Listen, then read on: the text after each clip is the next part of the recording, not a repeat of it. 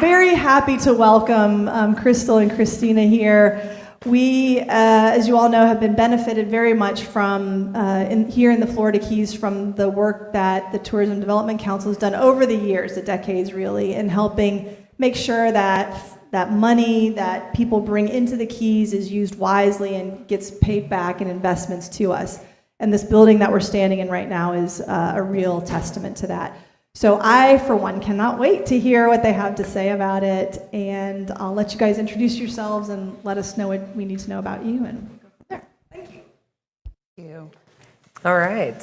Thanks for having us, everyone. We're excited to be here. I'm Crystal Blaskis. I'm the VP of Marketing and Communications with the Tourist Development Council. I'm Christina Day. I'm the VP of Partnership, and thank you, Jill and team, for getting us set up and letting us bring our public speaking dreams to life. So I'm going to start out with a little video here. This is a little community video. We're launching this with our brand campaign, and we're going to talk about all this fun stuff that we're working on. So. Lay it on me, lean on me, it'll be alright. We'll help each other, sisters and brothers. Anything you need, you know I'm here by your side. It all gets better when we are together. What a feeling, friends you can believe in. Yeah, they always got my back.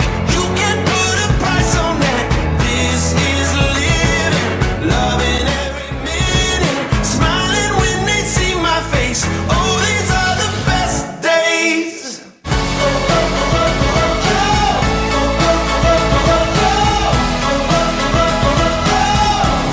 We've got each other.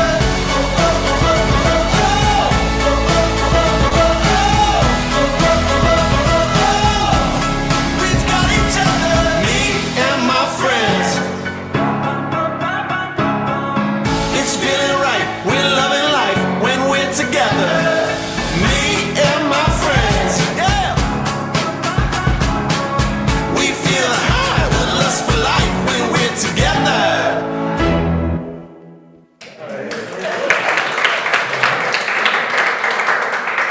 So that's a little video we put together for the community. Basically, we are here because of the community and everything you all do, so thank you. All right, so tourism for good. So has everyone heard of the TDC? Is there anyone here that's not familiar with Visit Florida Keys or the Tourism Development Council? All right, well, good. So today we're going to talk a little bit about why we exist, what our mission is. We're here to champion tourism. So tourism is actually the top economic driver for Monroe County. We've got nearly, 20,000 jobs here in Monroe County because of tourism. We drive strategic marketing efforts through multi-channels, and we're going to show you some of those examples today. We lead responsible travel efforts, so responsible tourism, destination stewards. I'm going to talk to you guys a little bit how we're expanding that program and how we're collaborating with our partners and our residents in the community, supporting local stakeholders. So we went from, I think our old site had 350 partners, tourism businesses, to over 2,400 we have now.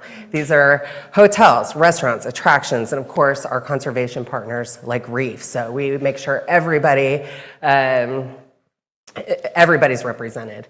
And then finally, strengthening the community connections through resident engagement, community engagement. You guys have probably seen a lot more of us in the last couple of years. We've strategically placed TDC members all across all the districts, so we attend all the events. We love to integrate into the community.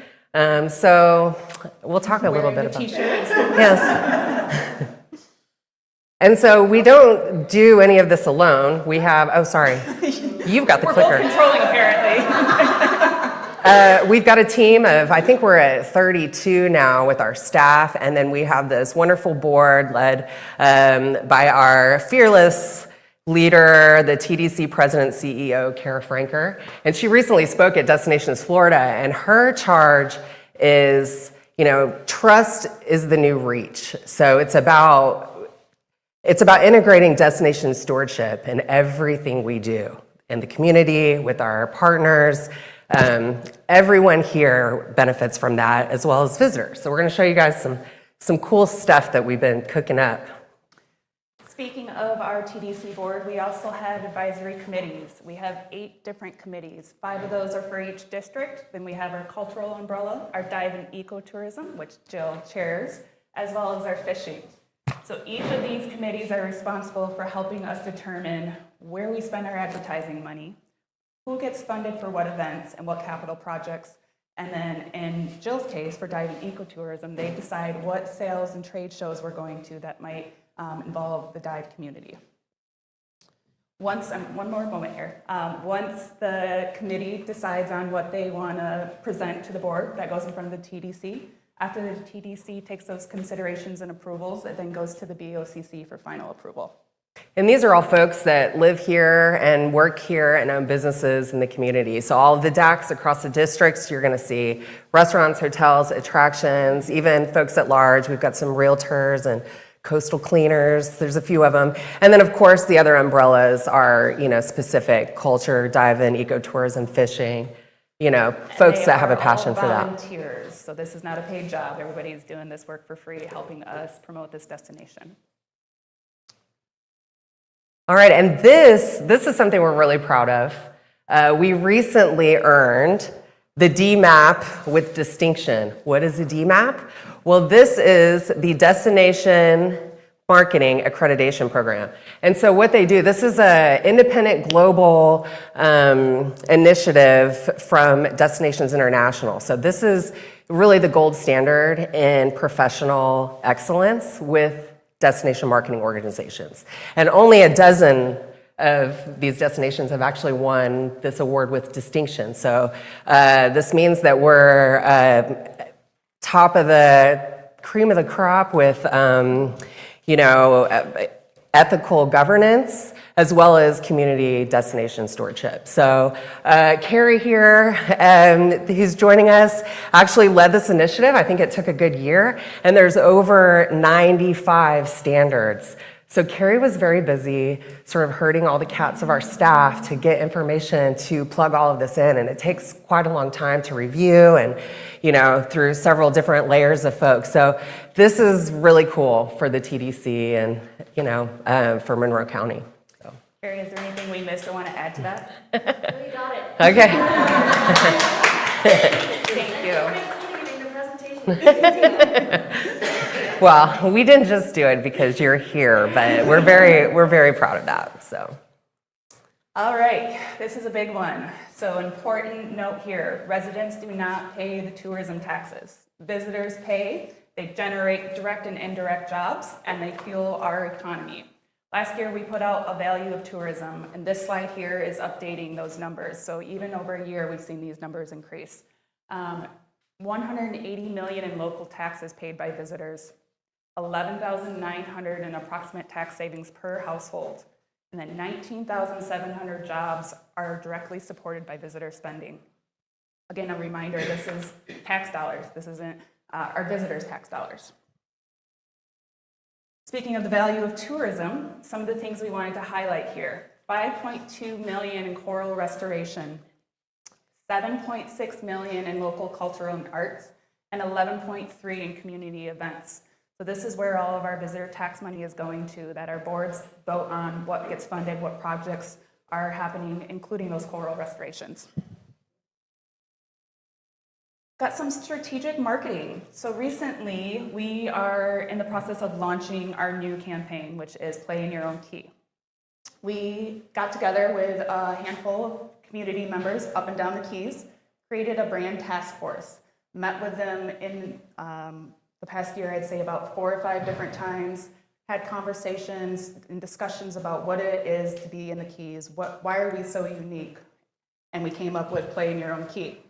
This campaign we're looking to launch hopefully at the beginning of next year. We're putting RFPs out right now for production, and you'll start seeing this all around in our marketing efforts. We've got a few of our Refresh Summer creative here. We wanted to show that each district is highlighting their own individual personalities, but also keeping it as one cohesive brand. So you'll start seeing these in a variety of different of our digital marketing, some of our print marketing. You'll notice that each district also is highlighted in our logo. We've recently earned some great earned media that we wanted to highlight. So Kenny Chesney was here early this spring filming his new music video for Carry On down in Key West at the Schooner's Wharf. Our team helped get those permits together, and we were really excited to see the Keys being promoted in such a huge music video, and it fits with our destination so great.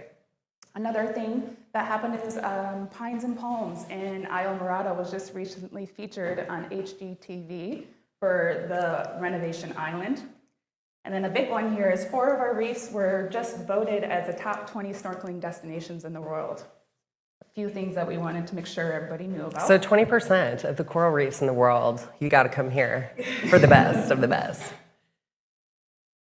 And then Yeti, this is a big thing. We, in the middle of June, wrapped up filming. We had Matador Network out here, and they are going to be doing 3 long-form episodes. This will be streaming in the beginning of September. We'll give you all the dates once we get that confirmed.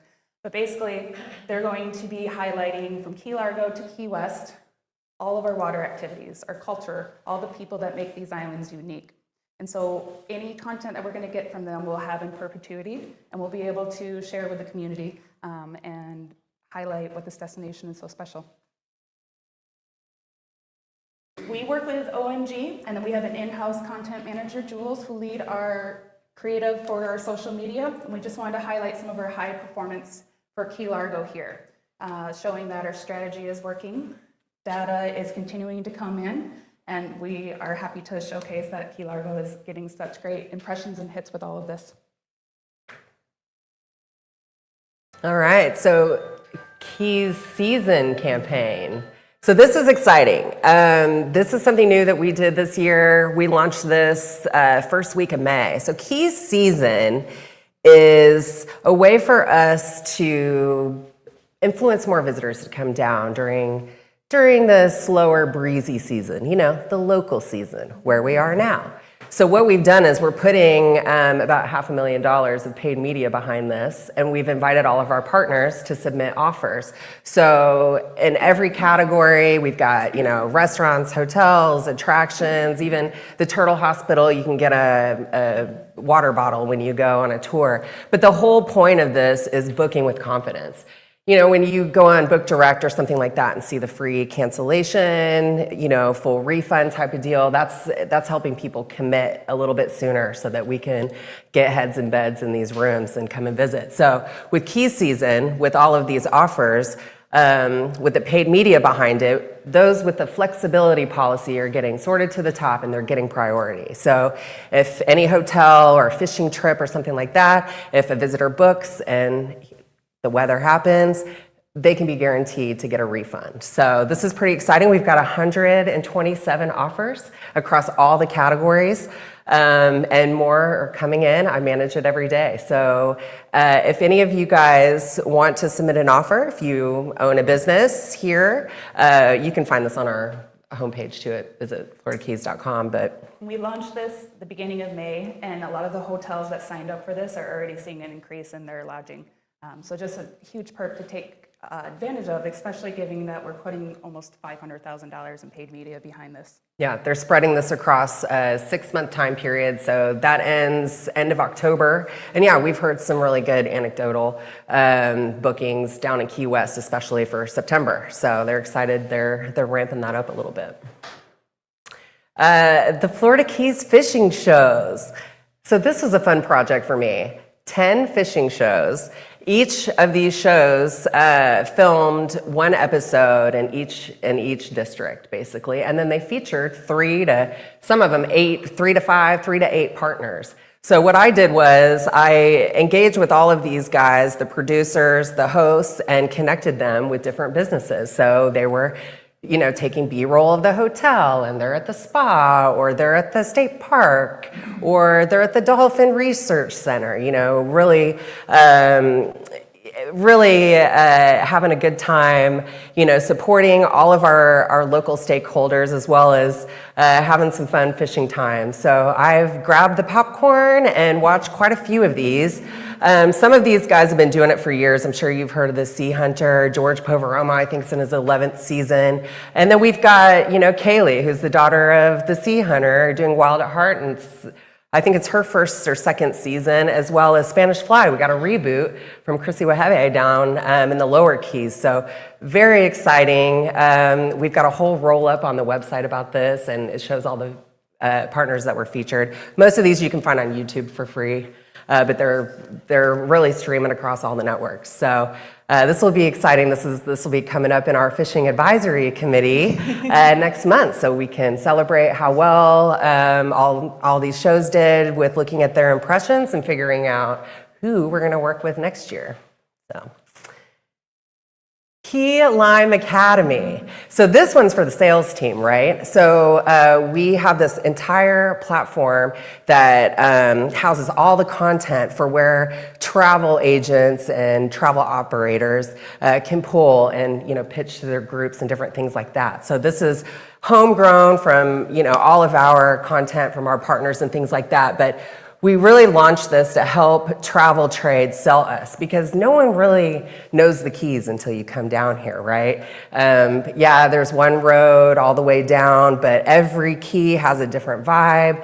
There's something for the nature folks, something for the luxury folks if they want to go to the spa or something like that. Reef is perfect for people that don't want to get on a boat and want to come and see the beautiful art. I mean, this place is like an art gallery with the 3D printed, hand-painted fish, right? So there's something for everyone, and this Key Lime Academy is teaching all of our travel operators and those to help sell this destination. So just another way we can expose all of our stakeholders throughout the destination. So, and America's 250 celebration. So the next event is actually John Pennicamp on September 12th. You guys have probably noticed our big 250 banners and flags, up and down the highway.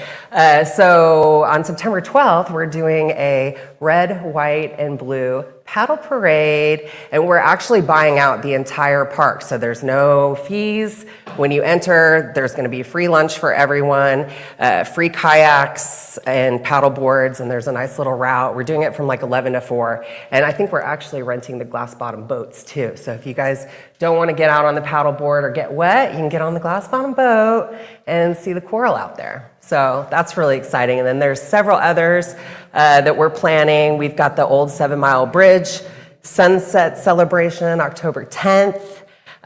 Founders is hosting the drone show on November 17th, so that'll be really cool. The Tunnel to Tower exhibit and run is November 21st, and then down in Big Pine, the community park drone show is in November. So we've got lots of events until the end of the year, and then it'll be Christmas before we know it. So.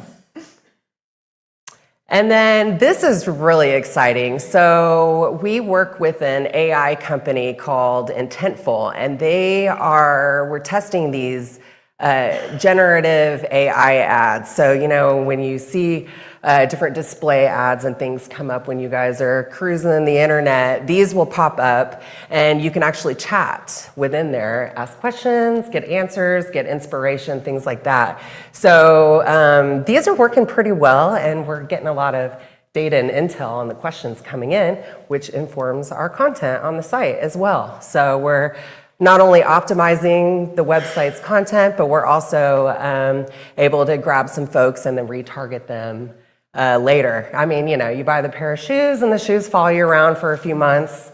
So if you interact with this, you're probably going to see it a few times from retargeting. So. Responsible tourism. So this is where we get into, really the core of what we're doing, and that is community vitality. So if you, built a place where people want to visit, then you have a place where people want to live. And if you built a place where people want to live, then you have a place where people want to work, and so on. This is the circle of life with destination stewardship. If people want to work, then the businesses are going and residents are going to invest. And then if you built a place where businesses and residents will invest, then you have built a place where people want to visit. So our charge is to make sure we're taking care of our stakeholders, our residents, and the visitors when they come. And we're going to show you guys some really cool projects that have come out of the grants and the capital that and the events and the funding that we've done. But this is the true work of a destination organization. You can't just serve the visitors and not make sure your residents and your businesses are thriving as well. So it's a delicate balance of how all that works. And right now we're doing pretty well. We've got a lot of completed, I know I've been to a ton of ribbon cuttings of beautiful new things that we'll show you guys, but this is really the true, core of what we're doing. So, and again, it's all about the economic prosperity, the social well-being of the residents, and the quality of life. We want to protect the culture and the heritage, conservation and balance. We've got some things cooking up with expanding our responsible tourism plan, and I'll talk to you guys about that as well. But it's really, when I first moved here, I was so excited. I work for the TDC, and one of my neighbors was like, there's so much traffic. You're trying to get more people. And so, I've learned the sort of community, sentiment on that. But that's why we're here. That's why we're here in the hit a soft spot there. So, Bad Monkey. So this is one that is really cool because this was kind of last minute when we had to get the permits and everything. So Bad Monkey is filming second season down here, and so they filmed in Key West and the Lower Keys. But you can't just come here and film, right? You've got to get permits and get permission. So this was really cool. The Board of County Commissioners did some licensing agreements allowing the temporary use of the county property for the Bad Monkey production. So we got some cool pictures of Vince and our film commissioners out there, but they filmed for several weeks. 3 weeks. Yeah, so that brings a lot of, economic impact with the crews and everybody that's staying here, and especially the exposure when people watch that show. The Keys is very unique. There's only one place like it. So if you guys can catch season 2, it's pretty cool to see, I know where that is, or I know where that is. So From what I understand is they were filming all this in California, but in their studios there, they can't recreate the Keys. And so they weren't supposed to come back for the season, but they had nowhere else that fit the Keys. So they came back and filmed. I do think there is rumor that they may be coming back for season 3 as well. yeah. So Yeah. visitors are going to think you can get from Key West to Miami in like 45 minutes. Yeah. That's where our job comes in. Educate them. Maybe in the helicopter or the seaplane, right? On a good day. Yeah, so responsible tourism in action. So we started out, I've been here just a little over a year. So when I started, we have this Love Like a Local flyer, and a lot of we're trying to educate visitors on how to be better guests when they come. And so, we have this flyer and a few pages on the site about, kind of rules and tips and things like that. And then we did a few events. You can see this little booth here. And what I did was I collected a lot of donations from our different partners. I had the Goliath grouper, this guy traveling around with one of those so people could measure themselves against the Goliath grouper. So thank you for that. But I was able to collect lots of things it was kind of provocative, but also made people think. I got bird x-rays from Allison at the Wild Bird Sanctuary that showed the hooks. I had the actual jar of hooks that they've fished out of these birds.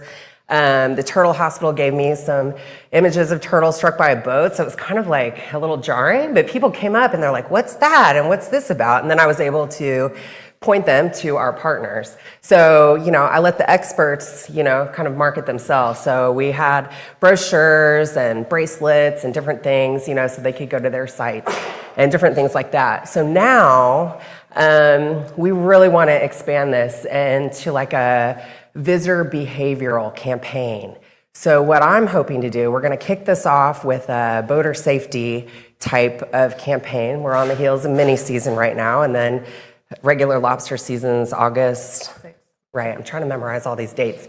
And so we're going to do something that's more empowering and more positive, and it's called Boat Like You Belong. So this is kind of the first prong of responsible tourism in action and changing people's minds and behavior when they come down. And so what my goal is to collaborate with our restaurants, hotels, attractions, and have some, simple messaging that's consistent. So I would give each category a different partner toolkit. So for example, you book a hotel here, you're gonna get some messaging like skip the stuff, or you reuse your towel a couple times or fill a water bottle, things like that, versus, the plastic waste and all of that stuff in the rooms.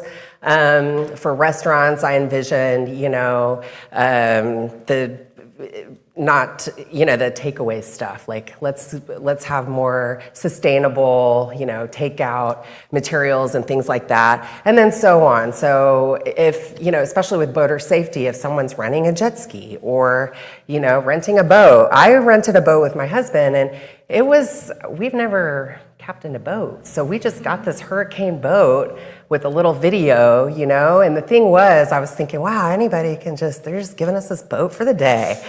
Right? So if we can, educate visitors when they come about how careful you have to be. And, a lot of these I think are like, don't mow our grass, don't feed the key deer. We're going to be more empowering and kind of change that language. Like, let the wild things stay wild, take pictures, not quarrel. And, exactly, count the fish, mind the grass, because that's where all the babies live. And that's our nursery for the Keys. So, I've been working directly with folks from the Marine Sanctuary, the FWC, FDEP, learn all these acronyms as well. And then we had a call the other day just for, some green business content. So we're going to I've built a custom map. We're going to have a page on where our green businesses are, clean marinas, green lodging, Blue Star,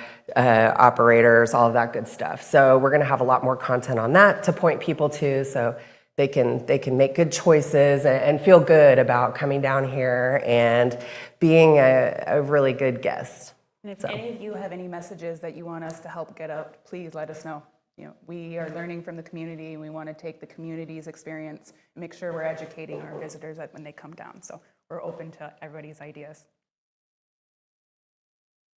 And boater safety, right? So I've covered a little bit of this, but we're going to be doing social media, digital display ads. This is kind of an evergreen initiative for us. I know we've got lobster season, but boater safety is all year long. So we're going to be doing a targeted leisure e-newsletter to that market. Anyone who loves boating and on the water, diving and snorkeling, coral restoration, all of that good stuff. So it's going to be a multi-channel campaign. We're calling it Boat Like You Belong. We just added the graphics to, I think, our recent article on the website. So that's kind of exciting. We're going to have a lot of flyers, pamphlets. I think we're going to do some clings at the marinas and things like that, so people can see the consistent messaging for that. And then another thing we do for the community during breezy season, we do an annual hurricane workshop. And so we have Corey Swisho and several others from the community talk about what to do in the event. So I think the last workshop we had, the webinar, we had 174 people join, and we lead that. We bring the experts in to talk about that. And then we spun up a recovery lodging database. So what this is we have a booking engine called Ripe. So what they did was they spun up an additional way for folks to book, and this is just for like the first responders and community folks that are here for cleanup. So the amenities are not like spa and coffee maker. It's more like electricity, generator, water, that sort of stuff. So we've got it, it's already live. It's got all of our hotel partners that were willing to be part of that. So hopefully we won't need it this year, but it's there, and that's part of the things that we do. And how we partner. So anyone who has partnered with us, I mean, it's no cost to any of us. I know our old site, the old TDC regimen was like a pay to play, but for us, everybody has a fair shot. They're getting a detailed website listing. We do Steward of the Keys. We're spinning up these articles. I'm hoping like once a month, we're gonna be on the regular with those. Social media and earned media support. So if there's an event or something like that, we can do homepage features, we can spin up articles, different things like that, but just promoting like the citizen science experiments, highlighting the reef-friendly businesses. We do a lot with our conservation partners. So I kind of put those above, the for-profit businesses, just because you guys are the ones doing the major work to keep everything beautiful and wonderful down here, but stewardship messaging and some different educational programs we're doing. So as well as, lots of other things. We can do events together, different, website. We're going to be doing videos and things like that. So if there's anyone that wants to become a partner, if you have a business, I think I met a travel agent earlier. We have a travel services category, so we'll make sure you'll have a detailed listing. We'll send people to that, and lots of opportunities coming forth. So, All right, investing in our future. So recently, the Monroe County BOCC approved investing $9.7 million back into the community. That $9.7 million is distributed between the 5 different districts. You'll see up here that's Key West, we have Mallory Square. For the Lower Keys, recreation and public facility improvements. For Marathon, the old 7 Mile Bridge and airport control system with the new Marathon Airport opening soon for commercial flights. And then in Isle we've got the Founders Park expansion project and the renovation of John Penny Camp here for Key Largo. We're excited that we have this opportunity to invest back in the community. And not only does the community get to enjoy it, but our visitors do. And this money is coming from our visitors. So our visitors and the community get to have the same experiences and be able to enjoy what we have here every day. So tourism reinvestment, the ways that we reinvest are capital grants, event grants, stewardship programs, and different marketing opportunities. Capital funding is available for governmental and nonprofit organizations. One of the biggest points here is these facilities must have a primary purpose of promoting tourism. In addition to that, you have to fall under the Florida State statute, which is convention centers, sports arenas, coliseums, auditoriums, aquariums, museums, zoological parks, nature centers, fishing piers, beach and park facilities, and public facilities. In case anybody's wondering where coral restoration falls under there, those fund under nature centers. So a handful of different of our coral partners have been applying, and we're happy that a lot of this money does get to go back to the coral restoration. So we want to highlight a few of our capital grant projects from this year, and each district, you'll see we've got our Reef Exploration Center right here. So, thank you. This past fiscal year, $1,343,496 was invested into Key Largo for capital projects. So you're going to see a handful listed right there. Our goal is, as these projects get completed, we are going to send staff out to get video and different footage, and we want to be able to present the community back with these videos of where this money is going and what happened at the end of the day with it. So Key Largo, and then we've got Isle Morada. Recently, the pool resurfacing was just reopened. Green Turtle Hammock Pavilion and Park Shoreline access. We've got the History of Diving Museum, the tennis courts and playgrounds. And then in Marathon, we've got the Turtle Hospital for the shades and the tiki areas. We've got Sombrero Beach, reef renewal for coral restoration, We've got Crane Point, Dolphin Research Center, Moat, Marathon Waterfront Park. So a variety of different, again, places that are encouraging tourism and promoting the tourism. In the lower Keys, we have Moat right there. We've got the National Marine Sanctuary. We've got Big Pine Key Park. We've got the Coral Restoration Foundation for their restoration projects, in addition to the Heritage Trail and Pine Channel Nature Park. And then Key West, we've got the Southernmost Plaza. We've got the Wildlife Center, the Key West Lighthouse. We've got the College of Florida Keys, the aquatic pool. We've got Mel Fisher Maritime Museum repairs, Smathers Beach, and the National Marine Sanctuary. So outside of the capital grants, as Jill mentioned, Reef is one of our funded events. So we have two different events. We have destination events and we have turnkey events. Destination events are promoting the Keys, basically something to do while a tourist is already here. Where turnkey is responsible for those overnight visitations. We really want to see them promoting on a national level. And I'm going to jump back here, for destination, the only funding that you get for that is all marketing. So everything that we fund for any destination event will go strictly towards marketing, where turnkey can be used for anything. However, for turnkey, you've got to put the money up front, prove that everything happened, and then you can submit for reimbursement.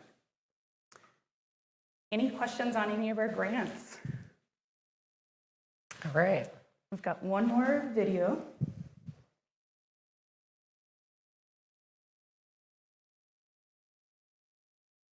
Shout out to Astrid, who shot this. She's in the back. Wave. After giveaway.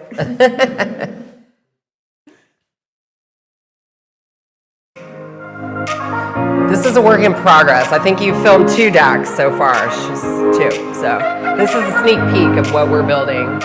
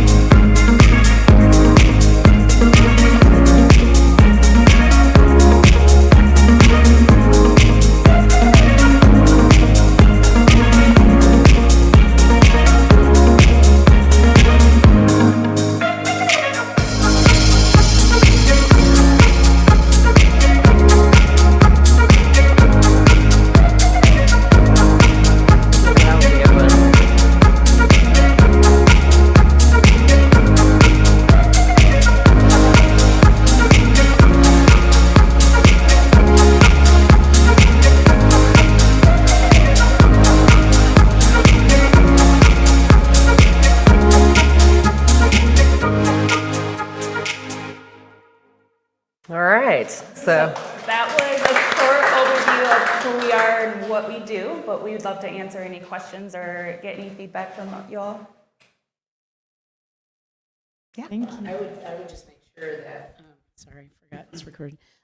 Make sure you include the dive flag safety So, in the boating I safety. do want to comment on that. Yeah. That's where the whole boater safety came from.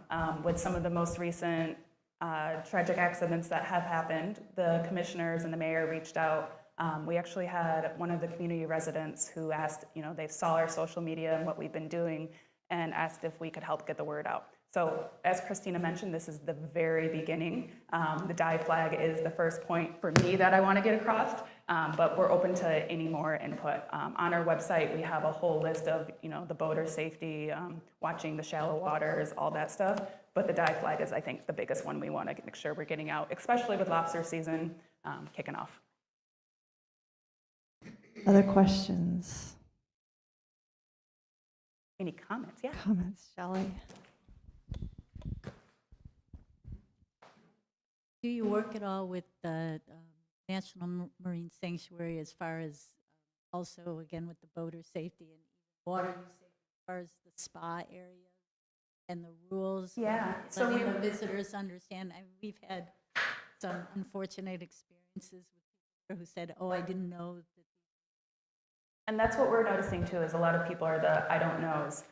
So the National Marine Sanctuary is one of our biggest partners in this. Any information that we put out on flyers, any brochures, our website, we make sure they vet it first.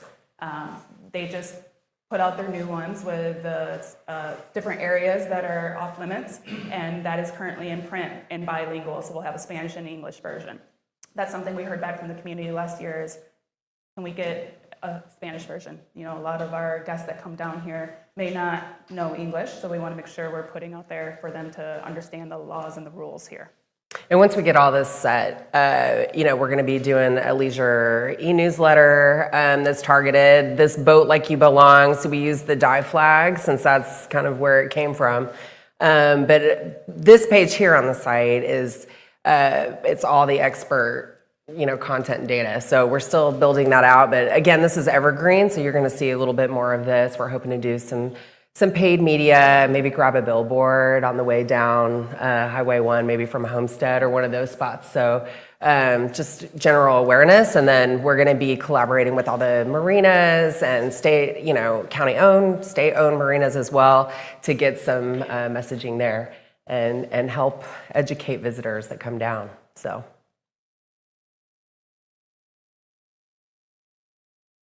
Okay. Do you want to read those out? First question is, what tips and advice do you have for dive visitors coming to the Keys with a focus on how to make our visit more beneficial to marine ecosystems? Oh, well, there's lots of things. So there's marine safe sunscreen that we promote. There's a few different folks that distribute it down here, and that's one thing. Really getting with a group. I mean, there's a lot of, debris out there. Take your stuff with you or take a bag and grab some debris. I know one of our partners that's with iCare, I think Mike said him and his team retrieved like 13,000, was it 13 or 38,000 pounds of trash just with the last derby, right? And he's got groups that come down that dive every single year to help clean it up. But, for first-time divers, I would say, get with a good group. There's lots of different dive shops and dive boats that go out that will teach you the rules, even staying in, within the moorings and the buoys or whatever, or staying within the buoys and making sure that you're running through the channels properly, because we have a lot of boats that run aground because they're in too shallow waters. And stay horizontal if you're snorkeling or something like that. You don't want to touch the coral. You don't want to pet any of the critters that are down there. I know people want to touch a nurse shark or a stingray or something, but let them be wild, and take pictures, not coral, and let them have their natural diet. If you're out there, just observe and be kind, and don't touch anything. If you check out our website, you can break it down by different conservation partners, dive shops. It can go by district. There's a lot of filters on our website that can bring you to what you need outside of the information, in addition to the partners that are available for you to come down and experience. The next question they had was, does promoting more fishing cause harm to the reefs? And like, if so, how are you guys working on mitigating these issues to make sure you're protecting them? Yeah, I mean, promoting any of this, it's a delicate balance, right? So we have to make sure that we're promoting sustainable fishing. So, you know, we have specific seasons for coming and getting lobsters and stone crabs, and there's certain seasons for fish. So that's what we promote. We promote sustainable fishing. So if you are chartering a boat with one of our captains, you're going to be going out there and getting that catch of the day that is swimming that season, I guess, right? Because different fish, you know, they move around, right? So different months, different seasons. So that's how we promote fishing, is just make sure you're with a reputable, sustainable captain. All of our captains are vetted. Most of the ones that we've just added from the Lower Keys were from the Lower Keys Guide Association, so we were able to build up our database of the flats and backcountry, but they're all vetted. They've all, they're all official captains, so we make sure we're responsible for the visitors that are coming down too. They're not just gonna, get some random drunk Captain Ron or something, so. No offense to Captain Ross. I do love Captain Ron. So I have a question. Here in Key Largo, as I'm sure you know, we think of ourselves as the dive capital of the world. So I'm curious how you see, who's our competition when it comes to people wanting to take dive trips, and what do we have, like what are our unique selling points that we outcompete people with when it comes to scuba diving these days? I think the world has changed and our reefs have changed quite a bit as well since that slogan was first put in place. We've got Captain Slate here, I think is around the original conception of all of that. So curious how you'd answer that. Yeah, so with the dive capital of the world, I mean, we've got a competitive set where we're competing with Southern Florida, the Bahamas, Caribbean, Puerto Rico. So there's definitely places to dive down there, but this is the only place you can get to with your car. You can drive straight through. You've got to take a boat or a flight to any of those other places, well, besides South Florida. But I would say that really sets us apart because you have to be intentional about coming here. You don't just stumble into the Keys by accident or pass through, right? You have to really intend to come down and plan. But I would say that is the one key thing that we can get people, especially from the drive states and things like that. We do a lot of general awareness marketing toward folks driving down from Georgia, Alabama, Southern Florida is what we see a lot in the summer. And I would still say, I mean, I would say this is the dive capital of the world. I mean, there are the Great Barrier Reefs in Australia and things like that, but again, I think they've had a little more drama with their bleaching events and things like that. So the restoration efforts that you guys are doing and the millions of dollars that are going into, micro fragmenting and planting the coral and restoring it. I know during that heat event, a lot of the coral restoration folks were pulling the coral out to put it in the nurseries. So all that work, makes a huge difference. And when you're out there, checking out the reef, you can see that it's starting to really come back. So, And I think also educating our visitors on the difference between the Pacific and the Atlantic corals. I think a lot of people, myself included, before I came down here, you see like the Finding Nemo corals and you think everything's going to be that bright, beautiful colors, but educating them between the difference of what those corals and what they can expect. I also think that the shallow waters a little bit here in the Keys might be a benefit to get down to the reefs and the different areas, opposed to some of the other competitor markets. Along that line of dive, I don't know. I wave like from my screen at divers. I scream at divers all day.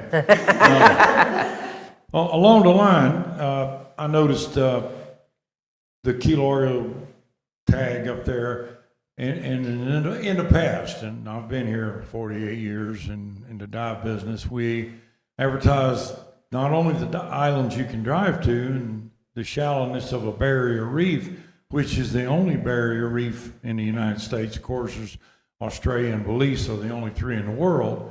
But these are the islands you can drive to, and that's something we got to keep promoting and always stay on, because it's American money. We speak English. There's don't a need a lot of passport. benefits. Right, no passport needed. Well, I mean, I'm not trying to get controversial, but I'm saying it's America, and we've got the whole United States. They love to travel, but they can drive here, and they can get here. I mean, we have divers on the boat today from Colorado. We have divers on the boat from California. So I'm saying they come all over the United States to come here. And those are things that we promoted early when we formed the Tourist Development Council. And of course, then, and I'm sure it's improved, over 1 million divers and snorkelers came to the Keys. And there's no other destination that 1 million divers and snorkelers go to. So those are the things that we promoted early on with the Tourist Development Council. And just, we don't want to forget that, because that works. And of course, John Pennycamp, Coral Reef State Park promotes that very much with the protection there.